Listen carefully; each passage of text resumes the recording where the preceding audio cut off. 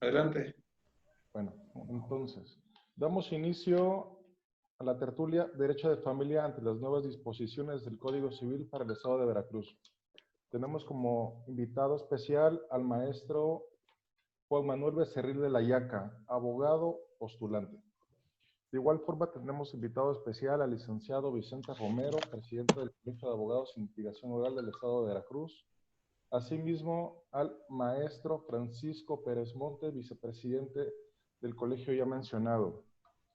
Tenemos de igual forma diferentes compañeros abogados de barras de colegios, foros y asociaciones diversos de abogados. También tenemos por aquí al licenciado Felipe Foursán como invitado para participar en la presente tertulia. La dinámica del evento va a consistir en darle el uso de la voz al maestro Becerril. Después vamos a hacer una dinámica. El que desee participar, que mande por favor un mensaje en el chat abierto donde indique que desea el uso de la voz. Después de esa ronda, le volvemos a dar el uso de la voz al maestro Becerril y después podemos levantar la mano y empezar a participar con un diálogo. ¿Sí? ¿Alguna duda? Ninguna, todo claro. Bienvenido, Bien. Felipe Fernández. Hola, muy buenas noches a todos. Saludos. Bien. Maestro Becerril tiene el uso de la voz. Buenas noches y gracias por Bueno, la... lo que sí es, espero que sea una charla casual. Siéntense en libertad de interrumpirme en cualquier momento para comentar un punto y que no se nos vaya olvidando y que fluya más bien como si estuviéramos en la parroquia tomándonos un café, así una plática informal. Miren, el derecho de familia ha sido uno de los que más ha evolucionado quizá en los últimos 20 años por la Suprema Corte de Justicia de la Nación. Temas que antes parecían impensables, muchos de ustedes son contemporáneos a un servidor, entonces ustedes habrán visto cuántos ríos de tinta corrieron en los tribunales por divorcios necesarios y pensar en la eliminación de la demostración de las causales parecería un sacrilegio. Temas como la pensión compensatoria, diferente de la alimentaria, era totalmente desconocido en nuestro sistema jurídico, ¿verdad? Buscar ese resarcimiento o equilibrio entre los cónyuges o parejas en la posición económica diferente a la necesidad de subsistencia.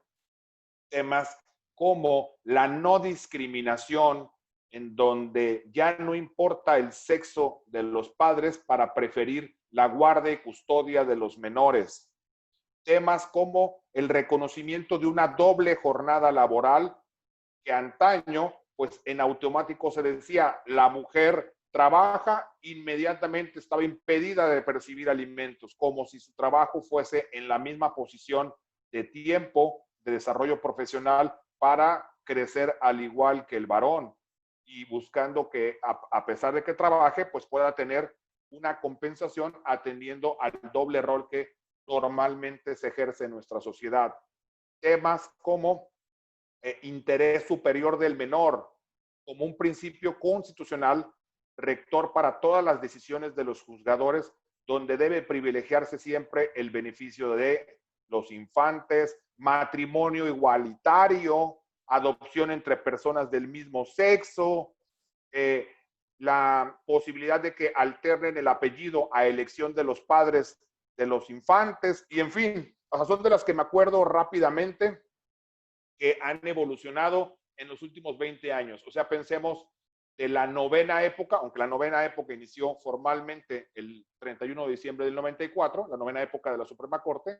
Ustedes saben que el semanario judicial se agrupa en épocas que cada una nace por un evento relevante. O sea, la novena surge con la reforma constitucional del 31 de diciembre del 94, cuando de 26 ministros reducen a 11, dicen damos apertura a la novena, y la actual décima época que surge con la reforma constitucional en materia de amparo y derechos humanos, las de 6 y 10 de junio del 2011, y dicen a partir del 11 de junio del 2011 tenemos una nueva época. Entonces, la Corte, fíjense que tradicionalmente rehuía a meterse a los temas sustantivos del derecho de familia. Y parecerá impensable, yo luego suelo comentar en las charlas con los colegas, que no sé qué tan lejano vean ustedes 1994. Dirán, bueno, yo recuerdo porque fue cuando entré a la universidad, en el 94, hace 26 años.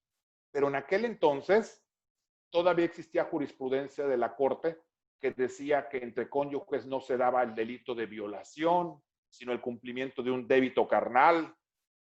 En aquellos tiempos todavía se decía en muchas codificaciones que la mujer necesitaba permiso del marido para viajar, para contratar, ¿verdad? Y lo cual vino a revolucionarse con este tema de la constitucionalización del derecho internacional, o sea, normas de fuente externa que se incorporaron primero en el texto constitucional federal y después en muchas de las entidades federativas. ¿Qué es lo que ha venido a decir la Corte? Bueno, vamos a privilegiar la no discriminación, el trato igualitario, el equilibrio económico entre las parejas, porque es en el seno de la familia donde se da el mayor número de conflictos. No sé si sepan ustedes que según el INEGI, que lleva estadísticas de la litigiosidad en México, la materia familiar es la número 1 del país, pero por mucho, además. Para que se den una idea, la materia familiar abarca el 36% de los juicios en México. 36 de cada 100. Y la materia civil mercantil, lato sensu, abarca un 30%. O sea que el abogado que ejerce derecho privado, que normalmente está en civil, mercantil, familiar, está en el rango del 66% de los casos que se llevan en México. Es muy poquito el índice de materia penal en juicios, no en acuerdos reparatorios ni otras salidas alternas, en juicios. Materia laboral es la que sigue después de familiar y civil, agraria, pues poco, juicios fiscales pocos. O sea, estamos nosotros viendo que se ha revolucionado el entendimiento de las figuras protectoras, las figuras conservativas del derecho de familia. ¿Cuáles son esas figuras conservativas? Tutela, guarda y custodia, alimentos, matrimonio, divorcio, las figuras del núcleo duro de la familia. ¿Y qué es lo que veo que hizo el legislador en mi patria chica, Veracruz? Para quien no lo sepa, yo soy originario de Poza Rica, Veracruz. Digo, ahí tengo enterrado mi ombligo. Todos mis hijos los fui a registrar allá para hacer patria. Pues lo que hizo el legislador no fue otra cosa más que adecuar las disposiciones obligatorias de la jurisprudencia que ha emitido la Suprema Corte e incorporarlas a la legislación civil. Algunas las incorpora exitosamente y algunas otras figuras pues las incorpora, quizá no con el rigor técnico que se ocupara, pero las mete. Por ejemplo, yo estoy viendo que dice el artículo 14 del Código Civil, el actual, que las controversias judiciales del orden civil y familiar deben resolverse conforme a la Constitución Federal y los convenios internacionales, siguiendo el mandato del artículo 1 constitucional de actuar favoreciendo en todo tiempo a las personas la protección más amplia. Pues aunque no lo dijera. O sea, aunque no lo dijera, es obligatorio. ¿Por qué? Porque no podría evadirse lo que dice el texto de la Ley Suprema y la jurisprudencia de la Corte, que es obligatoria en términos del 217 de la Ley de Amparo. A esto simplemente pues, hacen más grande el código, o sea, le ponen más renglones. Pero eso existe.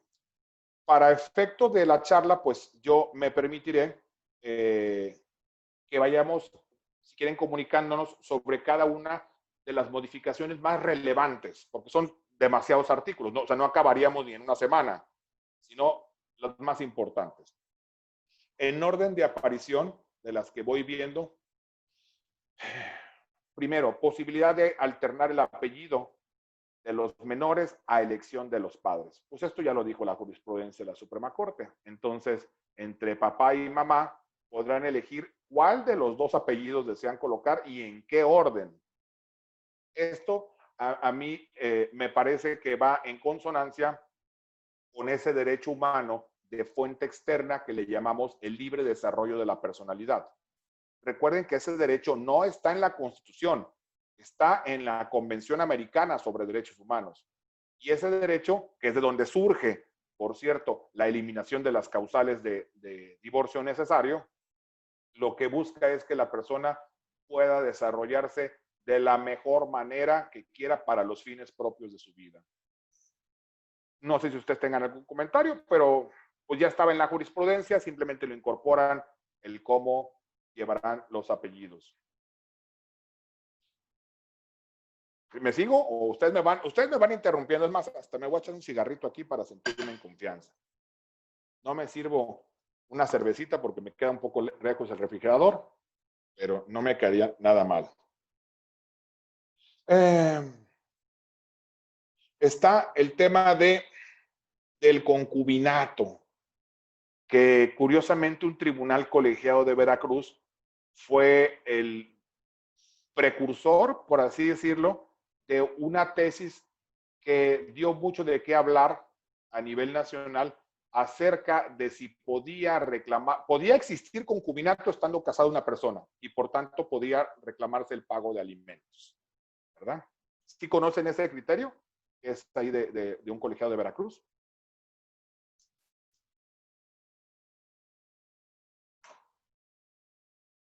¿Sí me oyen?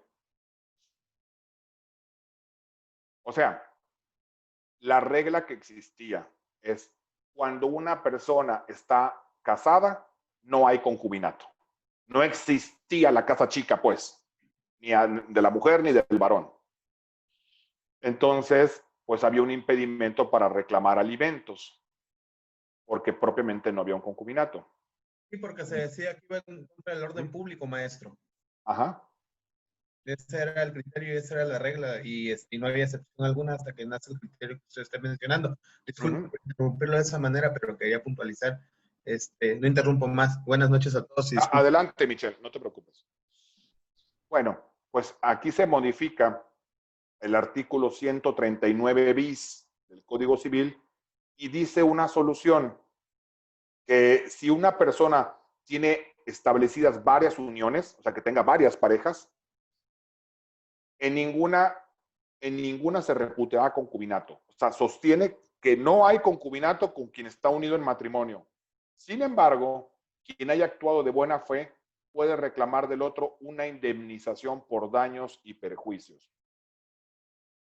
Recuerden ustedes que existe una muy antigua figura en el derecho civil, en el derecho familiar, que es lo que le conocían como el matrimonio putativo o la pareja putativa.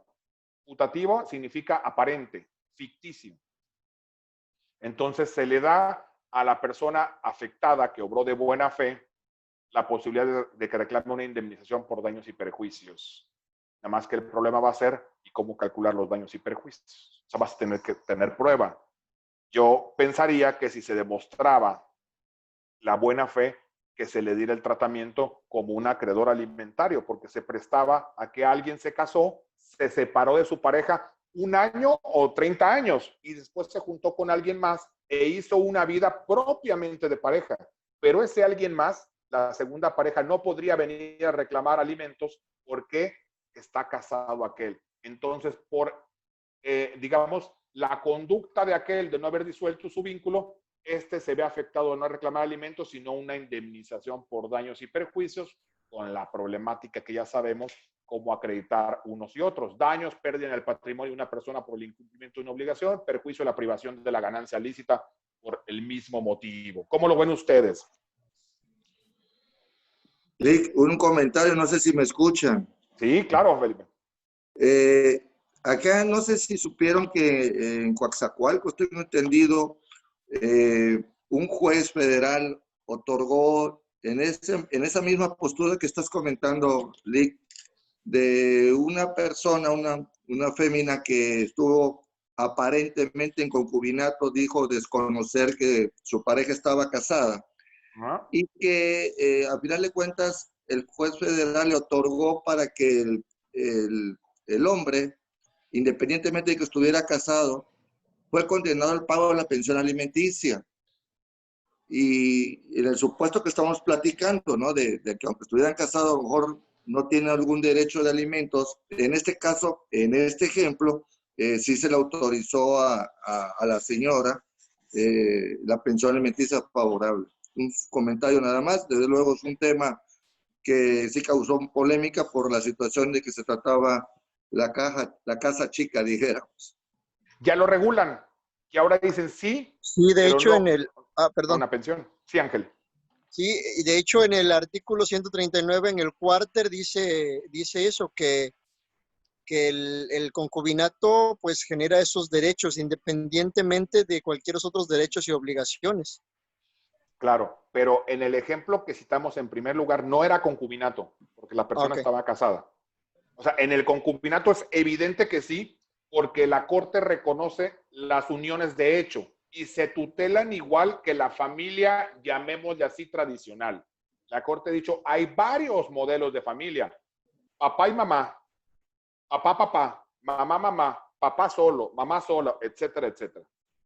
Entonces, aquí la problemática no era tanto para el concubinato, Ángel, porque ahí se supone que están libres de matrimonio los dos.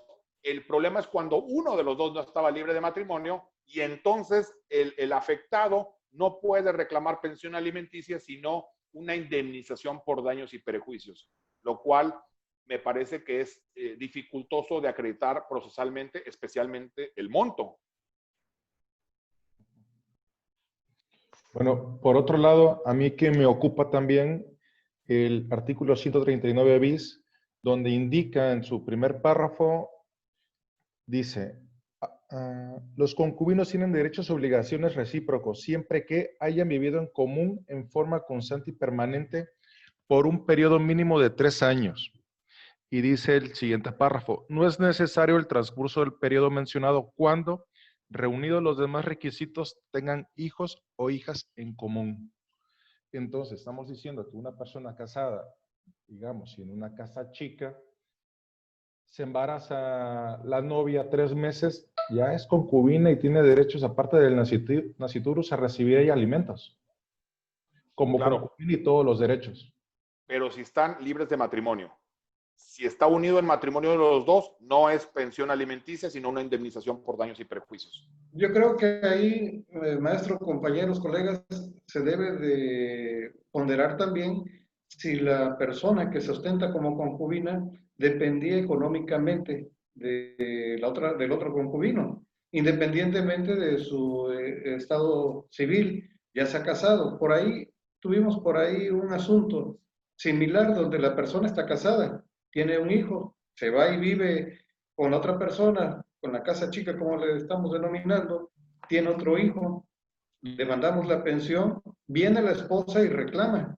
Viene él y también aduce, yo tengo un hijo, estoy casado y también ella tiene más derecho. Hemos llegado a las instancias y le han estado reconociendo el derecho a mi clienta. ¿Por qué? Porque está obrando de buena fe. Ella no sabía que estaba casado. Ella tiene un hijo y se demostró que dependía económicamente y está completamente acreditado porque dentro de la contestación de la demanda, él está diciendo, sí, yo tuve una relación con ella, tuvimos un hijo, estuvimos bien tanto tiempo, pero estoy casado, tengo hijos. Con eso se ha sostenido la cuestión de la pensión porque se está acreditando algo que debe de ser invariablemente acreditable, que es la dependencia económica en este caso, de la concubina. Aunque aquí no es concubina, sino es amasia. Sí, aquí Vicente, me permito intervenir. Yo creo que lo ven desde un principio de no discriminación hacia la amasia, que es el nombre correcto al no ser concubina.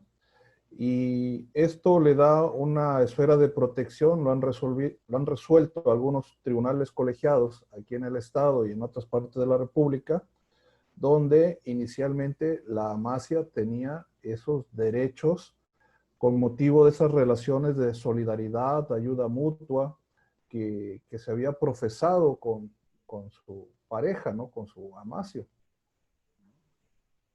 Sí, Sí, así es. o sea, recuerden, al concubinato le rigen los mismos derechos y obligaciones que el matrimonio. pero no estamos hablando del concubinato, sino del amaciato. O sea, es un supuesto distinto, donde no reclama pensión, sino lo que reclama es daños y perjuicios. Sí, son figuras distintas. Aquí en la reforma, aquí en la reforma que hacen en el estado de Veracruz, el proyecto decía que el concubinato debía ser entre un hombre y una mujer. Posteriormente, cuando aprueban la ley, cambian el texto y dicen que es la unión de dos personas. Aquí haría yo y lanzaría yo la pregunta a este foro, ¿qué sucede con las uniones del mismo sexo? ¿Van a ser concubinos? Están limitados por la interpretación integral del código que la misma figura del concubinato que nos dice que derechos y obligaciones del matrimonio van a ser aplicados al concubinato. Y bueno, en el estado de Veracruz establecieron que el matrimonio es la unión de un hombre y una mujer.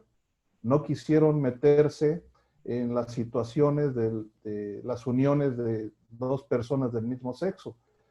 Por cuestiones políticas, por cuestiones sociales o culturales que le han venido pesando al Congreso. No obstante que esta reforma que hacen al Código Civil, pues es mucho de lo que ya había venido resolviendo la misma Suprema Corte de Justicia de la Nación, tratándose de derechos humanos y de libre desarrollo de la personalidad. Claro, pues digo, parecería cantada la inconstitucionalidad, ¿no? Porque queda prohibida la discriminación por razón de orientación sexual. Entonces, si le rigen las mismas reglas del matrimonio, pues al concubinato da igual. Que además, recuerden que ya hay jurisprudencia de la Corte, temática porque abarca a varios códigos civiles de las entidades federativas, con el mismo supuesto, como en el caso de Veracruz, donde determina inconstitucional la porción normativa. De hecho, la determina en dos formas, no en una. Por un lado, dice la Corte, es inconstitucional toda codificación que establezca que es la unión de un hombre con una mujer. O sea, esa parte es inconstitucional. Y hay una segunda. Muchos códigos establecen que la finalidad del matrimonio es la perpetuación de la especie, o sea, el tener hijos. Pero pues hay parejas que o no quieren en su proyecto de vida, o no pueden, o ya los tienen, o lo que sea. Entonces, dicen, esas dos porciones son inconstitucionales. Ahorita está en trámite en la Corte la Declaratoria General de Inconstitucionalidad, que es una figura nueva de la Ley de Amparo, que lo que va a hacer es que la Corte se convierte en una especie de legislador negativo, como Tribunal Constitucional, para forzar a los congresos estatales a que modifiquen su codificación a efecto de anular esa porción. Sí, ahí con los efectos generales, la única excepción, obviamente, es la materia fiscal, por razones económicas, ¿no? Pero bueno, es una de las... fuera de la fórmula Otero y de la Declaratoria General. Es una cuestión que resulta ilógica si estamos hablando de que si ya una ley es declarada inconstitucional, pues bueno, tendremos que hacerlo en todas las materias y no poner la excepción como lo es la fiscal, ¿no? Pero bueno, ese es otro tema. Cedo el uso de la voz, maestro Becerril. Fíjense que me llama la atención el 141, que habla que el divorcio encausado o sin expresión de causa, como lo quieran llamar, descansa en la simple petición del promovente. Y dice que se va a tramitar en la vía sumaria que prevé el Código de Procedimientos Civiles. Yo no lo sé, lo pregunto. ¿Ya existe esa vía sumaria? No, el Código de Procedimientos Civiles no regula la vía sumaria. Es un error de técnica legislativa. ¿Qué sucede? Pues estamos acostumbrados a copiar el legislador veracruzano los textos que se dan en aquel entonces la Asamblea, hoy en día Congreso. El Congreso de la Ciudad de México, pues obviamente traemos algunos errores a nuestra legislación. ¿Por qué? Porque el Código Adjetivo Civil del Estado de Veracruz no contempla la vía sumaria. Y ese es un hierro que debe enmendar la propia legislatura del Estado, el Congreso del Estado, para poder llevar a cabo esta cuestión sumaria, ¿no? O sea, como no hay vía sumaria, lo tramitas en la ordinaria. Tendría que tramitarse en lo ordinario. Fíjense el error que tiene que ver hasta con el desconocimiento de lo que es la teoría del proceso. ¿Cuál es la diferencia entre la vía ordinaria y la vía sumaria? Son idénticas. O sea, ¿Qué tiene el proceso? Etapa postulatoria, etapa probatoria, alegatos, sentencia, recursos y ejecución del fallo. La única distinción es que la vía sumaria es recortada en los plazos. Tiene las mismas etapas, pero con una duración menor. Por ejemplo, un juicio ejecutivo es un juicio sumario, porque tiene plazos menores que un juicio ordinario.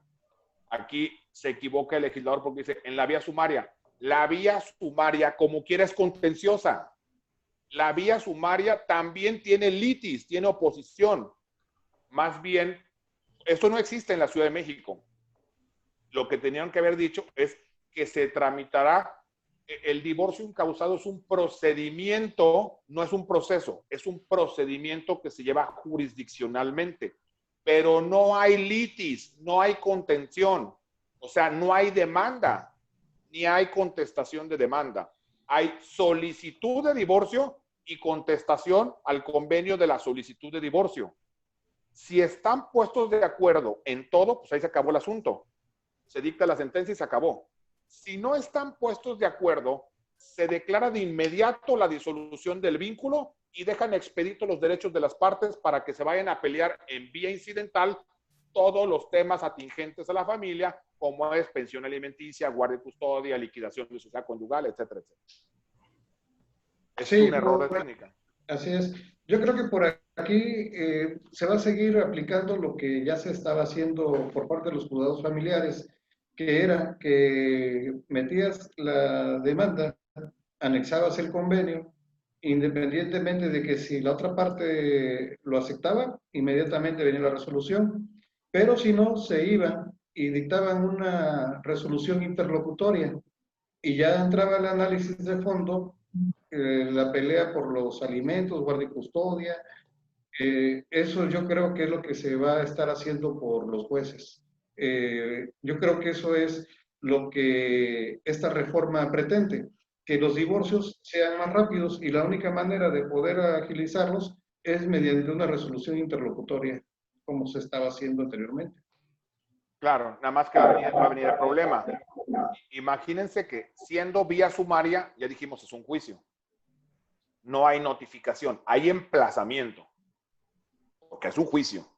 Entonces emplazan al demandado y el demandado, imagínense que contesta, entrecomillado, contesta la demanda y opone excepciones y ofrece pruebas. Y ofrece testigos, periciales, inspecciones y todas las pruebas de desahogo material que se imaginen. ¿Qué va a hacer el juez? ¿Va a abrir una dilación probatoria? Pues porque hay pruebas, hay confesionales, testimoniales y demás. Pues eso lo vuelve tedioso y lo vuelve alargado el juicio. No había necesidad de que exista una vía contenciosa, sino un procedimiento administrativo. Escrito de solicitud de disolución del vínculo con un convenio anexado. No hay emplazamiento porque no hay litis. Hay una notificación al otro cónyuge. El otro cónyuge contesta el convenio, no contesta la demanda porque no hay demanda, insisto. Contesta nada más el convenio y dice, de tus 5 cláusulas, 4 me gustan. Ok, en 4 estamos de acuerdo, se dicta sentencia aprobando sobre esas 4 y la que estamos en desacuerdo, les dejo expedito sus derechos para que se vayan en vía incidental a pelear lo que quieran. Creo que ahí es como debió haber sido. Venga, ¿qué más? De una vez. Vamos a entrar. Grave problema de copiar y pegar, de malpegar lo que se copia de otras legislaciones. Maestro Juan. Hola. Con respecto a lo que usted mencionaba, fíjese que yo en la práctica ya tuve un asunto donde promuevo el divorcio incausado, le dan entrada, le hacen la notificación del mismo a la parte contraria y esta contesta, reconviene, le dan la entrada a la reconvención, decretan en interlocutoria la disolución del vínculo, ahí queda, no dejan a salvo derechos, pero señala audiencia 219. Para la reconvención. Sí, espérame, pero ¿qué chilaquil estamos haciendo aquí? Lo dejé correr. Voy a esperar a que recaiga la sentencia porque obviamente es un acto susceptible a futuras nulidades por todas estas cuestiones que estamos llevando a cabo al diálogo. Que además, a ver, si lo resuelve interlocutoriamente, ¿qué se resuelve interlocutoriamente? Un incidente, no el fondo del asunto. Entonces, Si fuera interlocutoriamente, ¿qué es lo que le va a caber? Pues de inmediato un recurso. Porque son apelables las sentencias interlocutorias. Y te vuelve a generar otro problema procesal. No tenía que ser interlocutoriamente, sino con una sentencia de fondo. Y además, la reconvención, ¿qué? La reconvención es la contraprestación que pide el demandado principal, aprovechando la existencia de una relación jurídico-procesal para ahora solicitársela a su demandante originario. ¿Qué le puede reconvenir? Pues la misma disolución del vínculo. Pues si no hay causa, ¿por qué le vas a dar entrada a la reconvención? Como quiera los voy a disolver, sea por la razón de uno o del otro. Ya no hay cónyuge culpable. Ya no hay necesidad de eso. Así es. Es correcto. Lo único que quedaría pendiente ahí es la cuestión de la disolución de la sociedad conyugal en caso de existir, el alimento a favor de los hijos, la guardia y custodia, pero eso se pueden reservar para la sentencia final. Y se deben reservar. Son esos tres más el régimen de convivencia y la administración de los bienes y la liquidación de la sociedad. Correcto. ¿Qué más? Ustedes platíquenme. ¿En qué quieren que veamos? El artículo 144, licenciado, me parece interesante porque también habla del tema del divorcio, pero cuando existe violencia. No sé cómo lo vean ustedes. No sé si se puede interpretar como como que se está mezclando con la materia penal, aunque deja salvo el derecho de las partes de acudir a instancias penales. Ya aquí el Código Civil está determinando ciertas acciones que se deben de tomar en caso de que exista violencia familiar o violencia de género, dice ahí, ¿no? Contra la mujer. No sé usted qué opine, si hay ahí alguna especie de controversia entre materia civil, materia penal, cómo comprobamos la violencia en un juzgado civil para que el juez pueda determinar estas acciones. Fíjate no sé, me gustaría conocer su opinión. Fíjate que yo creo que hacen una mezcolanza porque lo que dice este artículo son las medidas cautelares, no por violencia intrafamiliar, sino en cualquier divorcio incausado. Aquí las sujetan a la violencia intrafamiliar. Inicia diciendo ese artículo 144, que cuando se solicita la nulidad del matrimonio o el divorcio incausado, se dictarán estas medidas provisionales, ¿verdad? Y dice en la fracción primera, párrafo segunda, que cuando exista violencia familiar, dictarán estas medidas de protección. Y hace una narración. Pero llega a la novena y dice, establecer pensión compensatoria. La pensión compensatoria no es una medida cautelar, es de fondo. La que es cautelar es la pensión alimenticia. O sea, la medida cautelar tiene una finalidad preservativa o conservativa y nominada o inclusive tutelar anticipada. ¿Por qué en un juicio familiar se cobra, se pide y se da pensión alimenticia provisional? Para que no corra riesgo la vida del acreedor alimentario en lo que dura el juicio. Total, si no tiene derecho a ello, pues al final, en la definitiva, se eliminará y se acabó. Pero dicen, decretar como medida cautelar la pensión compensatoria. Entonces, desde ahorita, desde la cautelar, vamos a dividir bienes, si fuera el caso. Es un tema de fondo, no cautelar. Yo creo que quisieron decir, nada más que no lo entendieron, pensión alimenticia, que tiene un fin distinto a la compensatoria. Creo que esa fracción, pues evidentemente cuando la apliquen es inconstitucional, porque viola un derecho de seguridad jurídica, dado que primero tengo que ser oído y vencido en juicio, en un proceso que se sigan las formalidades esenciales del procedimiento, antes del acto de privación sobre mis bienes, propiedades, posesiones o derechos, no como medida cautelar. Esa sería mi opinión. Muy bien. Correcto. Venga. Buenas noches. Aprovechando ahorita que hablaron del concubinato, maestro Becerril, la cuestión en el concubinato en el Código Civil, antes de la reforma, nunca manejaban qué pasaban con los bienes que se adquirían dentro de un concubinato, porque finalmente lo único que decían es, se termina la relación, se acaba el concubinato y cada quien lo suyo, ¿no? Se lo llevan. Entonces, el detalle aquí es que ya ahorita creo que ya lo están diciendo que se deben aplicar las reglas del matrimonio en el caso del concubinato. Antes de esta reforma, ¿no? ¿Qué pasaba con una concubina que tenía 20 años y el tipo decía, pues me voy, ¿verdad? Y todo es mío, porque todo está a mi nombre, yo no te tengo que dar nada, porque pues los bienes en un concubinato no se regulaban como en el matrimonio, que es una sociedad conyugal y que vamos a mitad. Entonces yo una vez encontré una tesis aislada de un tribunal donde lo más que hace el tribunal es decir, bueno, como no hay nada en la ley, en los primeros artículos del código mencionan que se debe ir a la doctrina, a la interpretación, a los principios generales del derecho, pero que le tiene que dar solución. Entonces, ese magistrado lo que hizo, bueno, como no hay nada regulado, ¿verdad? No hay jurisprudencias, no hay ley civil, él empezó a interpretar y dijo que en el caso del concubinato se debían de aplicar las reglas de la sociedad civil, donde hay un socio industrial y un socio capitalista.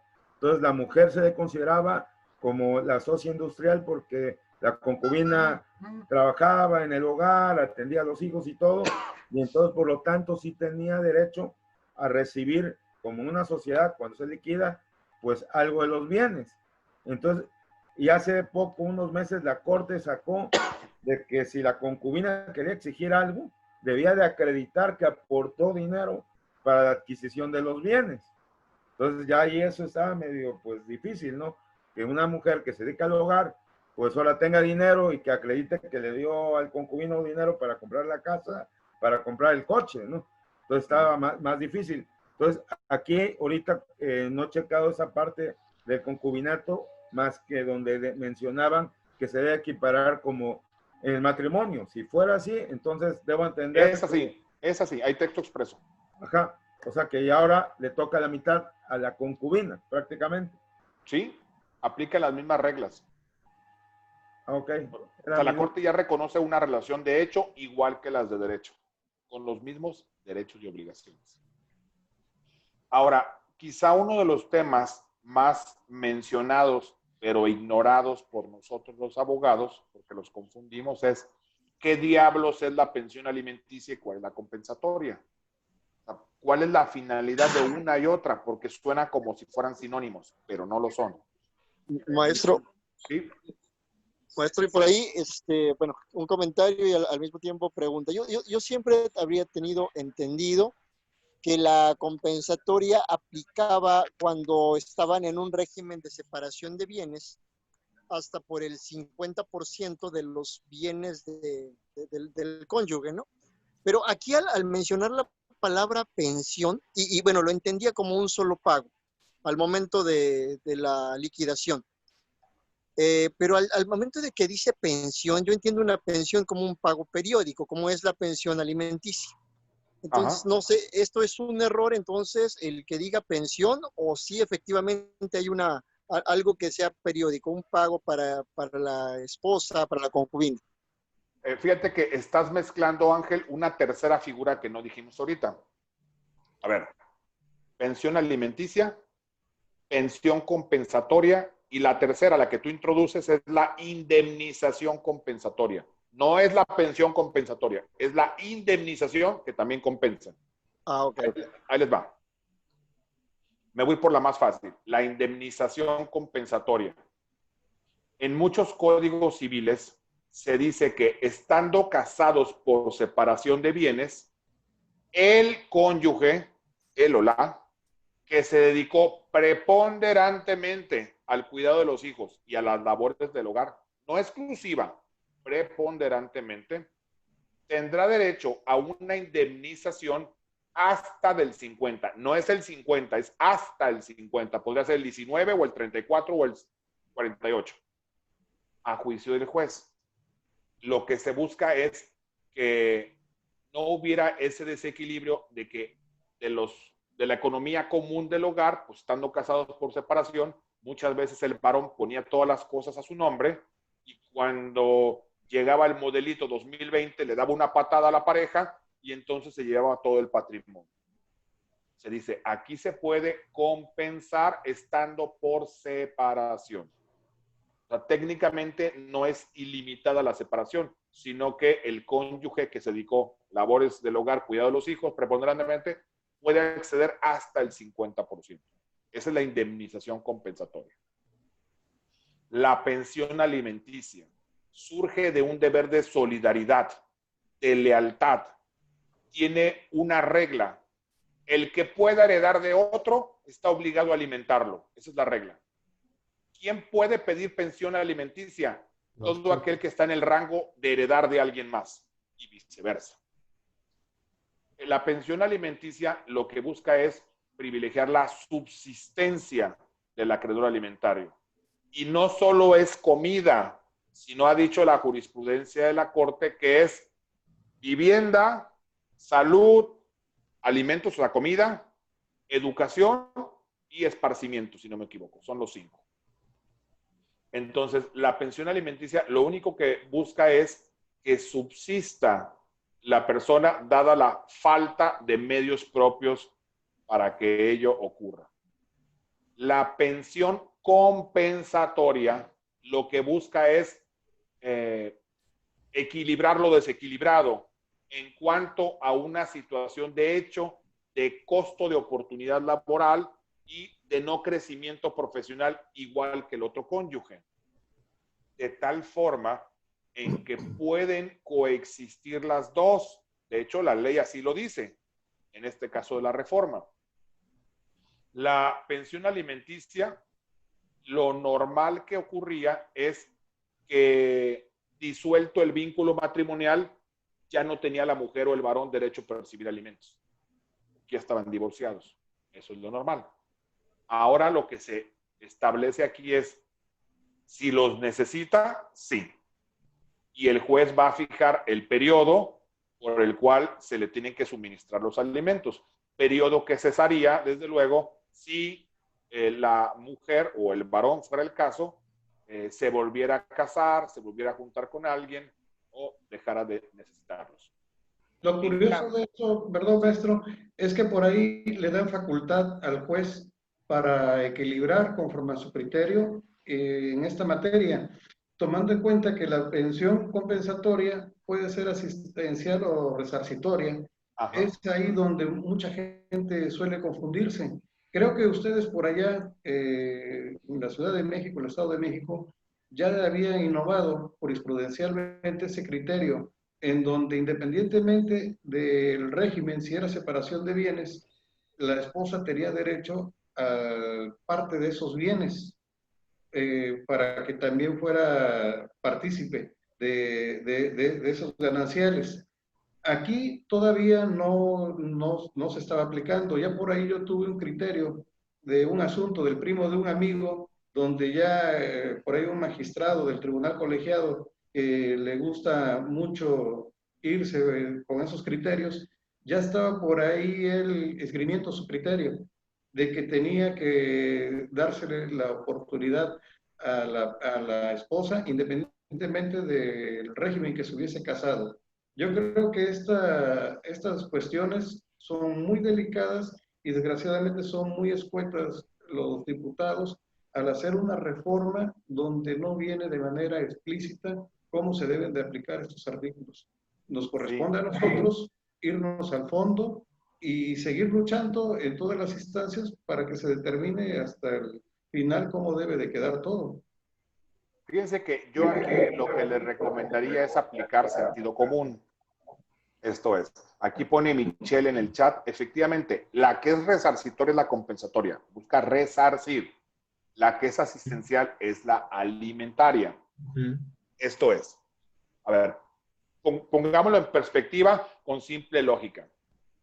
Si una persona recibe indemnización compensatoria, o sea, tenía 2 propiedades la pareja, pero a nombre de uno solo porque están por separación. Reclama la indemnización y la indemnizan y le dan una propiedad a eso, una a cada quien. La pregunta es, ¿necesitará pensión alimenticia? Quizá, pero graduada. ¿Por qué? Porque ya tiene bienes, ya tiene bienes propios. En cambio, la compensación lo que busca resarcir es un desequilibrio estructural. Dirá la mujer, yo sí trabajé, pero yo trabajé medio turno porque tenía que cuidar a los hijos. No puedo tener una jornada de 10 horas fuera de mi casa pues, por las labores de crianza. Y además, llegaba a la casa y también trabajaba en lo que es la doble jornada laboral. O sea, los vestía, que se bañara, les hacía la comida, que la ropa planchada, etcétera, etcétera. Y eso tiene un costo que tendría que ponderarse. Ah, dirán, entonces esto tiene que compensarse. Tú, varón, tienes que darle la pensión alimenticia para que subsista. Pero además, si está desequilibrado, porque a lo mejor tú tienes un sueldo de 50,000 pesos y ella tiene un sueldo de 5,000 pesos, dado que crecieron de forma asimétrica, entonces compénsale por un tiempo. No solo va a tener subsistencia, sino le vas a resarcir porque uno creció más que el otro. Dale el 20% de tus ingresos durante este periodo para que ella pueda crecer y en algún momento asemejarse y equilibrar la balanza. O sea, son figuras distintas.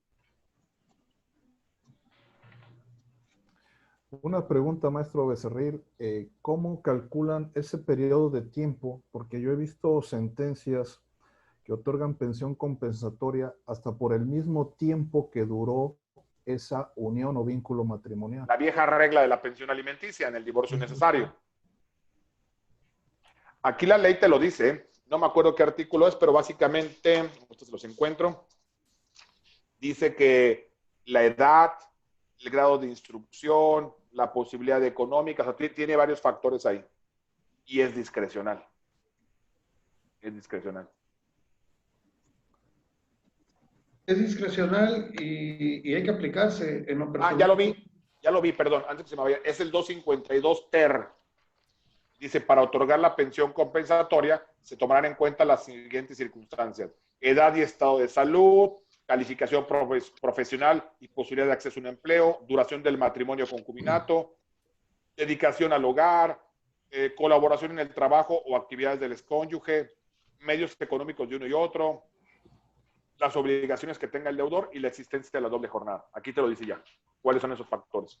Sí, ya por ahí les quería comentar, tuvimos un asunto por ahí donde a mi clienta le concedían un porcentaje, nos vamos en apelación, nos vamos al amparo, nos conceden la pensión hacia ella compensatoria y nos volvemos a ir al amparo porque le dieron muy poco tiempo. Hacemos valer que la señora ya tiene 70 años y tiene 50 años de matrimonio y nos vamos por la pensión vitalicia y nos las conceden. Vitalicia, bueno, por la edad. Por la edad.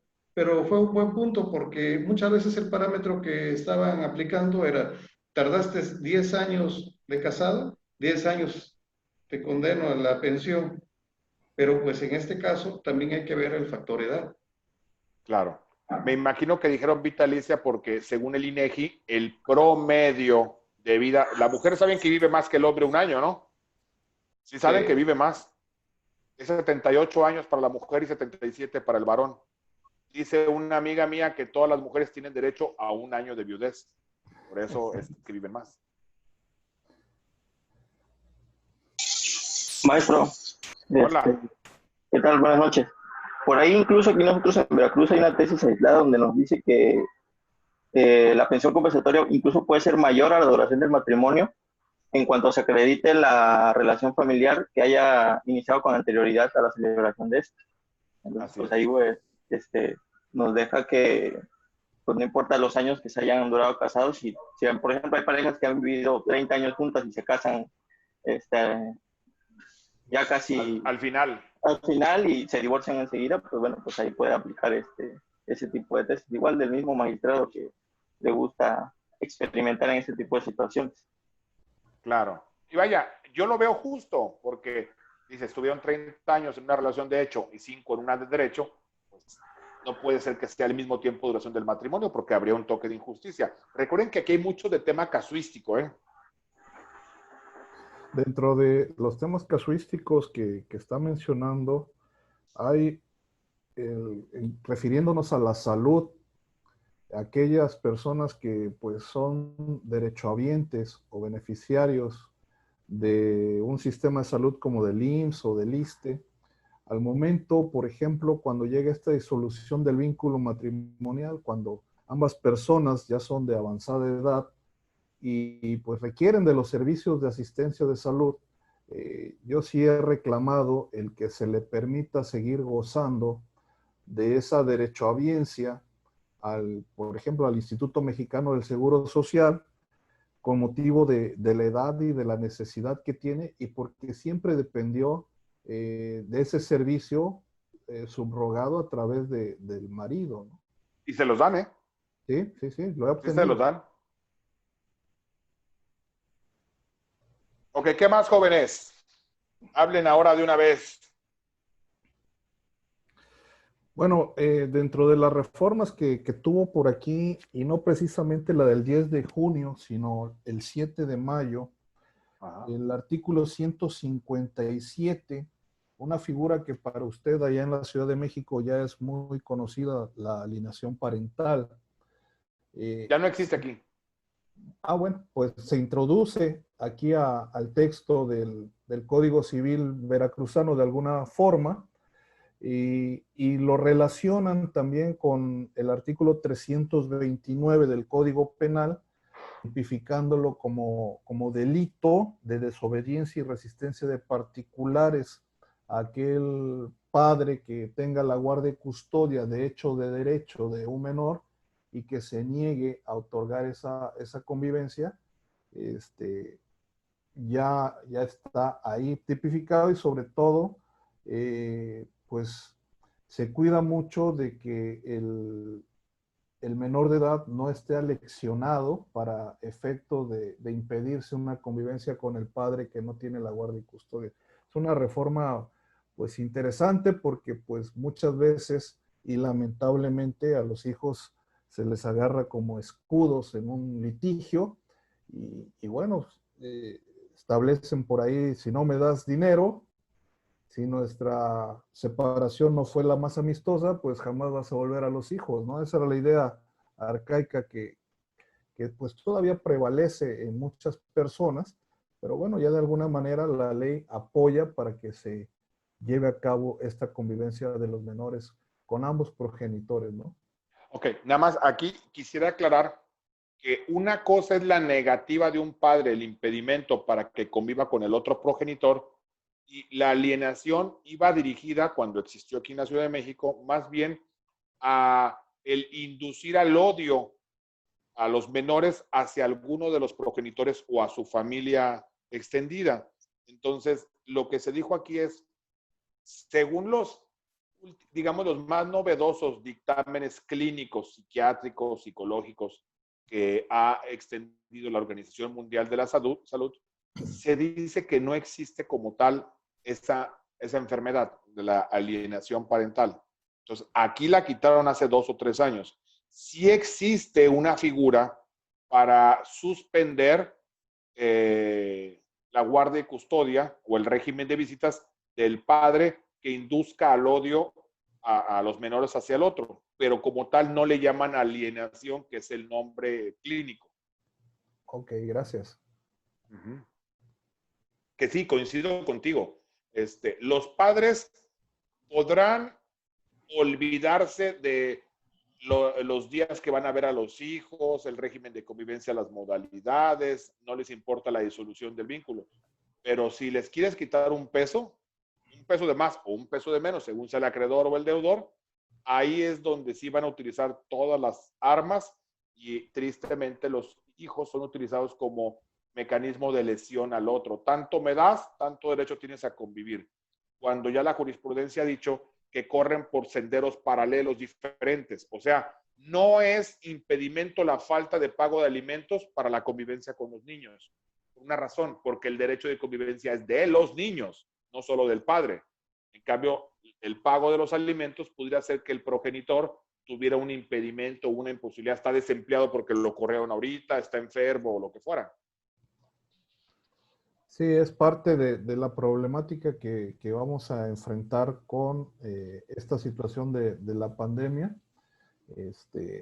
Hay muchas cuestiones que impiden a muchos padres cumplir con sus obligaciones alimentarias y bueno, ahí viene también inmiscuido un tema de violencia económica, psicológica, porque bueno, pues si no recibo dinero para mantener a los hijos, bueno, pues no te permito verlos, ¿no? Y cuestiones que se van a ir suscitando, pero creo que sí va a ser muchos los casos que se van a dar ahorita al regreso de los juzgados con estas situaciones que se dan en esta pandemia, ¿no? Porque además, ahorita con la pandemia, ¿no? Que todos en teoría tuvimos que estado guardados, pues las parejas tuvieron que convivir a fuerza. O sea, tenías que estar con la fiera o con el fiero, ¿no? A fuerza, te gusta o no te guste, ahí estaban dentro de las cuatro paredes. Entonces, puede ser que hayan limado asperezas o que se hayan fortalecido las diferencias. No, y se va a agravar el problema porque el centro de convivencia familiar no está funcionando ahorita. ¿Y cuántos padres o madres no están viendo a sus hijos? No están adoptando las medidas. Ya por ahí una colega, por ahí me estaba comentando de que metió un amparo y le dieron la suspensión provisional para que hubiese, cuando menos, mediante videollamadas. Sí, aquí también lo están haciendo así, Sí, los sí. amparos. Y fue un buen punto, la verdad. ¿Saben qué es lo que...? Oscar Toral, active su micrófono. Veo que Oscar, adelante.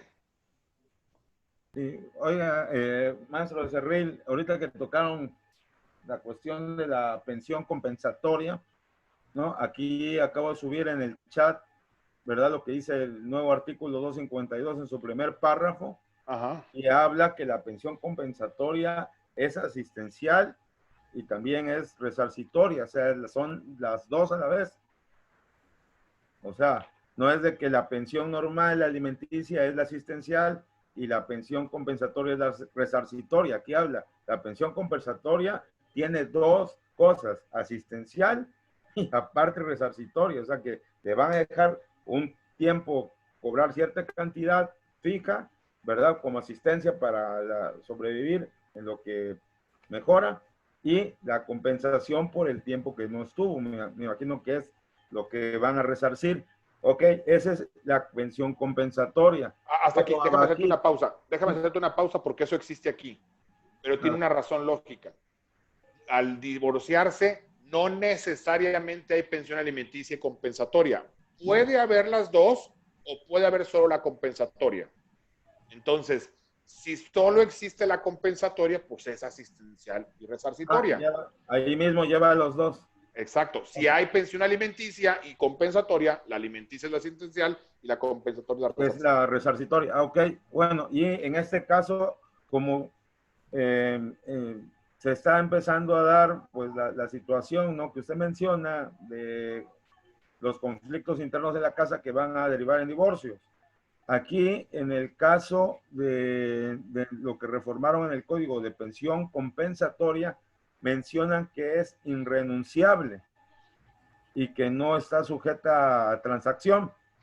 Entonces, ahora, cuando la gente hacía su convenio por mutuo consentimiento y se divorciaba, nadie pedía pensión compensatoria, ni se imaginaban. La cuestión va a ser ahora en los divorcios, aunque sean voluntarios, porque al final de cuentas, en la compensatoria, dice que en los juicios donde sean, ahora sí, los incausados, el juez de todas formas va a vigilar que se dé la pensión compensatoria.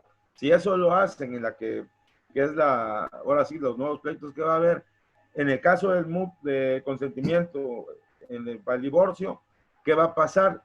¿Verdad? Si se va a fijar también el juez, es que aquí no se va a divorciar, pero aquí en tu divorcio por mutuo consentimiento no hablan de la pensión compensatoria y resulta que es irrenunciable. O sea, el juez iba a poder, en este caso, aunque uno no lo ponga en el convenio voluntario, va a fijar una compensatoria. ¿Cómo sería ahí más o menos? Sí, porque el juez tiene facultades para ello. Es suplencia de la queja absoluta.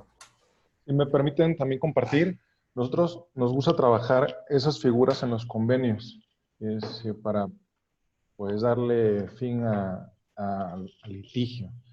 Y ahorita presentamos si no mal recuerdo, creo que el jueves de la semana pasada, jueves, viernes, y presentamos un convenio donde señalábamos que la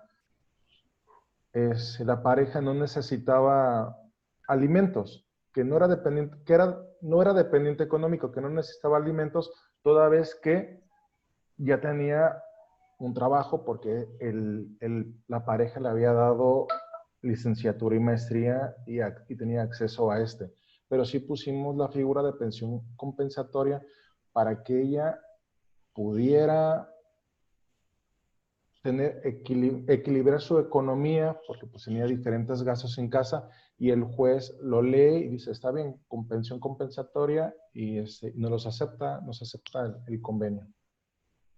¿Saben qué faltó en esta reforma? Y ustedes que están allá y a lo mejor tienen acceso a nuestros diputados del Congreso Estatal, una problemática que yo he visto con tesis aisladas y además creo que mal resuelta, pero bueno, que eso es lo que ha permeado en uno de los 2 tribunales colegiados civiles del 7º circuito, que abarca casi todo Veracruz. Se va a presentar ahorita fuerte el fenómeno del incumplimiento en el pago alimentario. ¿Por qué? Pues por el desempleo, por la merma de los ingresos, ¿no? Ok. En los casos de aumento, disminución o cesación de la obligación alimentaria, ¿cómo se debe tramitar? ¿En juicio autónomo o en incidente? Este tribunal colegiado, que es el segundo, y son amigos míos, los 3 magistrados, tiene el criterio en votación dividida, por cierto. Yo estoy con la minoría, digamos, de ahí, de que dice que no tiene que ser en incidente, que tiene que ser en juicio autónomo. Juicio autónomo. Lo cual se me hace una absoluta barbaridad porque no entienden lo que es un incidente. El incidente, si lo quieren ver así, es un mini juicio. Cuestión accesoria. Claro, y tiene las mismas etapas procesales de un juicio, pero de un tema accesorio. O sea, demanda incidental, notificación personal, contestación, pruebas, alegatos y una sentencia solo que interlocutoria. Forzar a que se lleve en un juicio autónomo, pues es simplemente retardar la administración de justicia. Ahí, si ustedes tienen la oportunidad, pues yo les recomendaría que planteen el argumento para que pueda llegar al otro tribunal a ver si se forma la contradicción de tesis. Pero imagínense empezar un juicio de cero. O sea, y sacar las copias certificadas del juicio originario para el juicio 2. ¿Por qué no en el juicio que ya está aperturado y concluido? ¿Por qué no hacemos el incidente? Si abran ahí las constancias de autos y lo haces más fácil. ¿Por qué lo haces? Para facilitar el derecho de defensa, pues lo tiene. Va a ser emplazado personalmente, va a poder contestar, va a excepcionarse, va a ofrecer pruebas, va a poder alegar y va a tener de hecho una sentencia o recursos. Sí, aquí el único inconveniente es que se dilataría en el tiempo para aquel que pretende la disminución o regraduación de la pensión, en lo que se obtienen los criterios para formar la jurisprudencia, ¿no? Y que todos los magistrados estén de acuerdo. Y, ok, podríamos agotar esa incidencia, pero al no prosperar, llegaríamos a las instancias inclusive del amparo y obviamente nos van a regresar a promover nuestro juicio, ¿no? Y no creo que reformen la ley procesal por una razón sencilla, porque ya va a surgir el Código Nacional. Entonces, el Código Nacional lo que va a hacer es abrogar los códigos procesales estaduales para tener una codificación única. Entonces, ¿como para qué dirán los legisladores estatales? ¿Para qué chambeamos en algo que va a durar un día, una semana o 3 meses? Sí, Inclusive también hay por ahí hubo una proyecto conferencia, de licenciado Francisco Javier, licenciado Francisco, a la orden. El viernes de la semana pasada hubo una serie de conferencias ahí en el Colón. Entonces un juez mencionó precisamente eso, que ya la Corte dijo que los estados no pueden legislar en materia procesal civil. Y precisamente lo que dice el maestro Becerril. Entonces, como ahora sí va a haber un código en todo el país, pues por eso ahorita ya no se va a reformar el Código Procesal Civil. Esa es la razón. Esa facultad además le va a quedar a la federación y por la misma corte, ya que dijo que no pueden los estados legislar. Bueno, ahí Quisiera la decir corte lo que pasa por mi mente en este momento. ahí la corte no podría impedirle a la legislatura que hiciera su trabajo, ¿no? Yo me regreso y quisiera retomar algo que puntualizó de manera muy... Espérame, Michelle, nada más para... que no me quiero quedar callado o me va a dar cáncer si me guardo esta opinión. Efectivamente, se modificó el 73 constitucional, en algunas de sus fracciones, las veintitantas, para delegar en el Congreso de la Unión la facultad de legislar en Código Procesal Civil y Familiar. Eso es verdad lo que dijo el juez supuestamente, no me consta, ¿no? Lo que no leyó el juez es que toda reforma tiene unos artículos transitorios. Entonces, pues como no se fue un poquito más abajo de la reforma, se le olvidó que la facultad exclusiva del Congreso de la Unión es hasta que surja el pinche Código Nacional. O sea, claro que pueden legislar las legislaturas locales, por favor. Eso es ignorancia pura. O sea, no conocen lo que es el inicio en vigor de una norma. ¿Quién te lo da? Los transitorios, no el propio texto constitucional. Pero, pues bueno, si así sentencian, pues imagínense.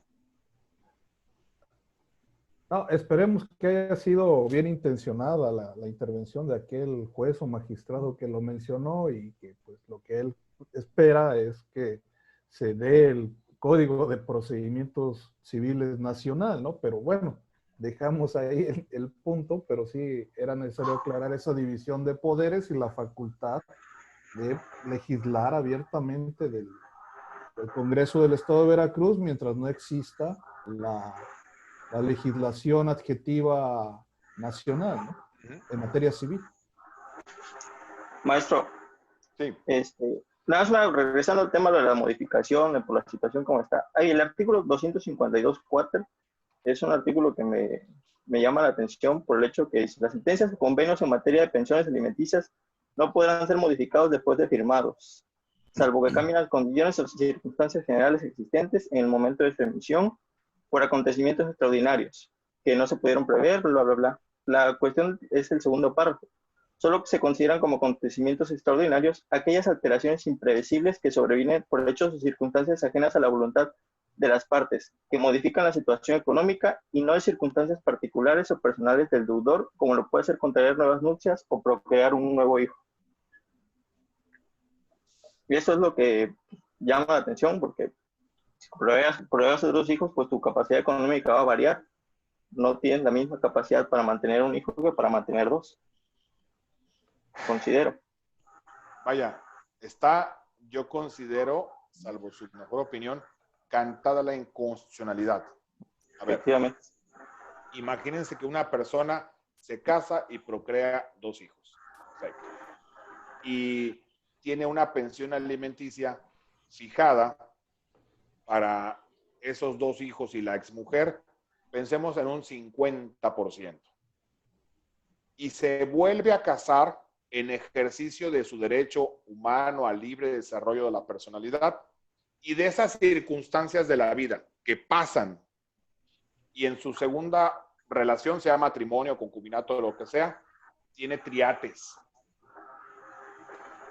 Que le dejas aquí a 2 el 50 y a 3 el 50, ¿no se supone que están en un equilibrio? Efectivamente. ¿O es más un hijo que el otro hijo? Como antaño se resolvía diciendo, tienen más derecho los hijos legítimos que los hijos naturales. No, Maos, ya dijo la Corte 214,000 veces que eso es inconstitucional. Pero bueno, pues aquí lo hicieron como que pensando en decirle a los señores o mujeres, si ya tienes una pensión, ten cuidado que tengas otros acreedores, porque no va a variarte, esa no va a ser la causa para variarte. Así es, así es.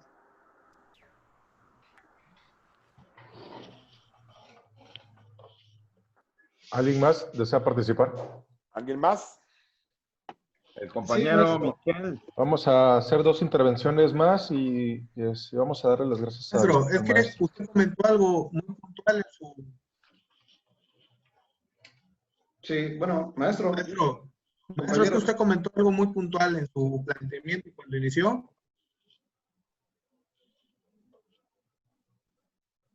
Sí, Michelle, te escucho. Sí, comentaba usted que esta situación de en qué vía promover, que era incidental o era como un juicio independiente, era por no entender el incidente.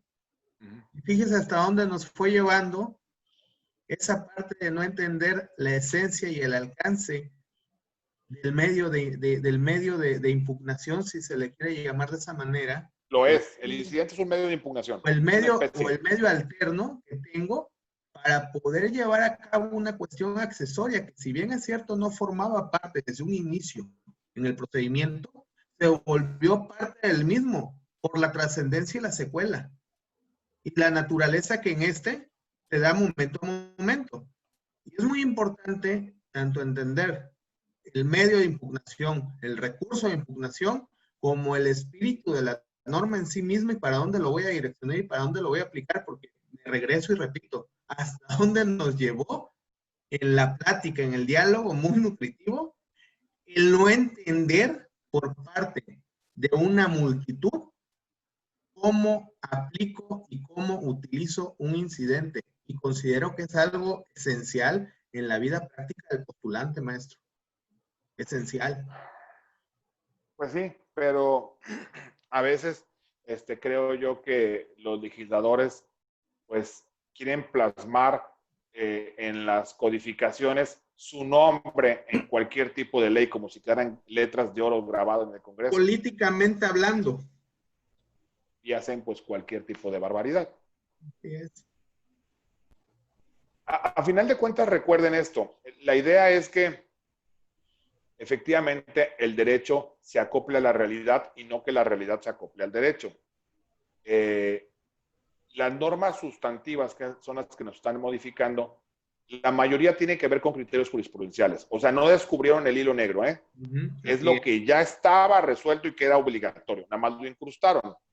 Y algunas cuantas cosas novedosas que establecieron, algunas sí, exitosamente diseñadas, y algunas otras, pues desconociendo que el ordenamiento jurídico es algo integral. O sea, no puede leerse renglón por renglón, sino en interrelación con el resto de las disposiciones para que tenga una lógica.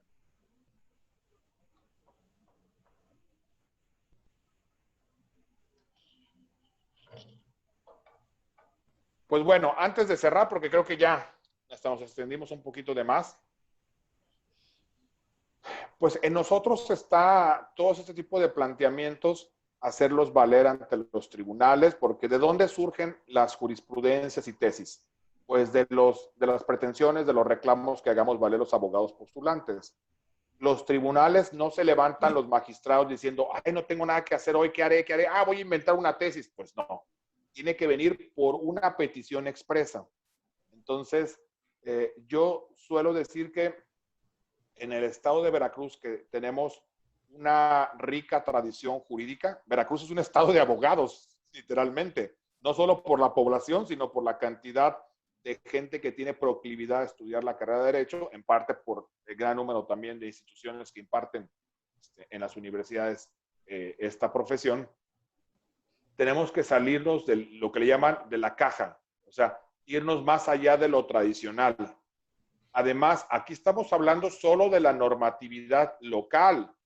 Recordemos que México está incrustado en un contexto internacional donde le obligan no solo el Código Civil veracruzano, le obligan la Constitución Federal, que también rige para Veracruz, le obligan los tratados internacionales en la porción de derechos humanos, le obligan las sentencias de la Corte Interamericana, sea México o no parte en esos juicios, le obligan las ejecutorias o jurisprudencias de la Corte Interamericana y le obligan las opiniones consultivas de los organismos internacionales. Entonces, el abanico de derechos no se encuentra solo en el Código Civil, sino otro tipo de ordenamientos.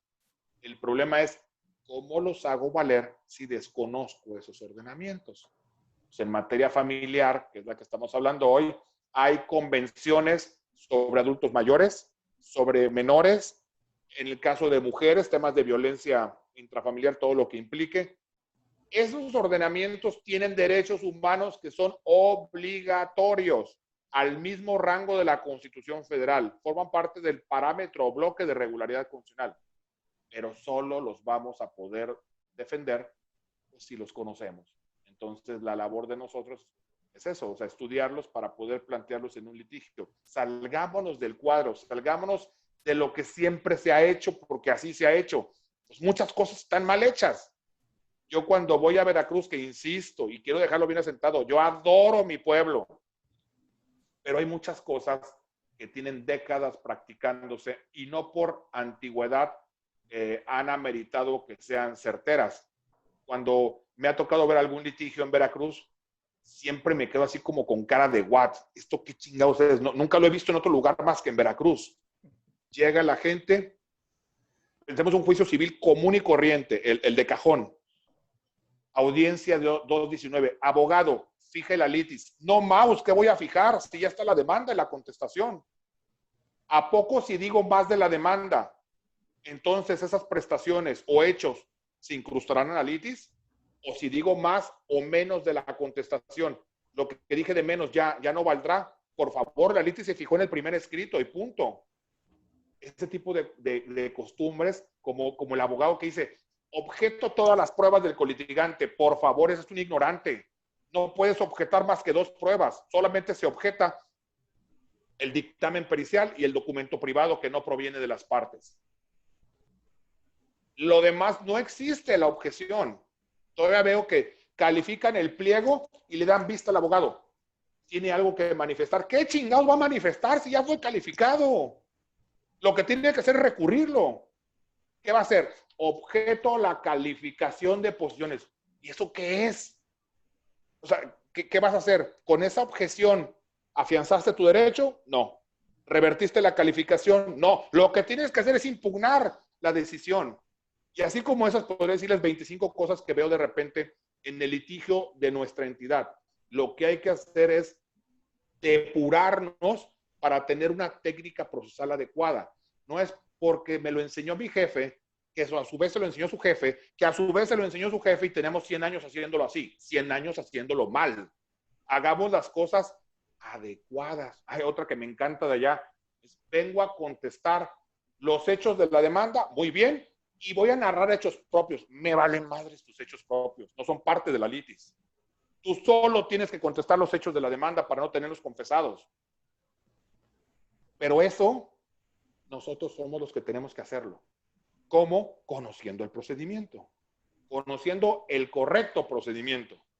No el pseudo procedimiento, porque se ha hecho así tantas veces que, pues así está mi machote. Pues mal hecho el machote.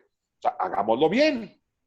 Ustedes están dedicando en esta ocasión algo más valioso que cualquier esfuerzo físico, que cualquier dinero que pudieran haber pagado, y no solo por mí, sino con los cursos que tomen con cualquier colega o entre ustedes, es su tiempo. O sea, le dedicaron un jueves en la noche que pudieran estar a todo dar viendo una película, una serie en Netflix con una chelita, un ceviche o lo que quieran ustedes por allá, y dijeron, bueno, pues vamos a tener que a ver qué nos aportan sobre este tema novedoso.